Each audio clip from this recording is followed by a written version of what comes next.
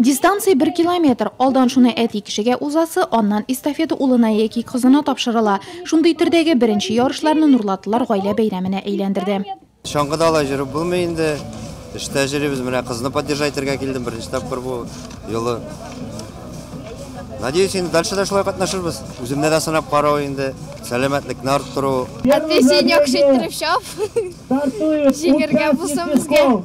Старттан чаңгыларын чыжлатып узган әтиләрне финишта балалары борчылып көтә башлады. Бердәмлек җиңүгә омтылыш, уртак шөгыль, оештыручылар фикеренчә мондый чаралар гаиләләрне берләштерергә сәләтле.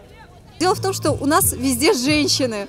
Бездә бар җирдә дә нигездә хатын-кызлар, мәгариф өлкәсендә дә, медицинада, әтиләре баланың мәдәни тормышыннан ничектер бераз читтәрәк тора. Аларны тәрбияләүгә, укытуга, мәдәни тормышка тартыр өчен беренче тапкыр шундый эстафета үткәрергә булдык. Уңай нәтиҗәгә ирешеп, мондый чараны ел сайын уздырырга ниятлибез.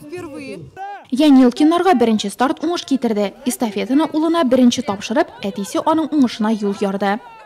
Погода очень приятная.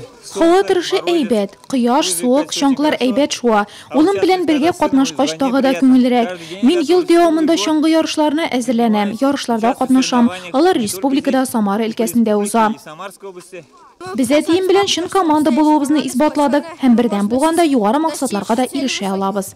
Районның баш педагогы да стартта. Ул бүген барлык Нурлат әтиләренә үрнәк бирмәкче. Җитәкче түгел, ә кызы Чулпан өчен теләктәшлек күрсәтүче әти.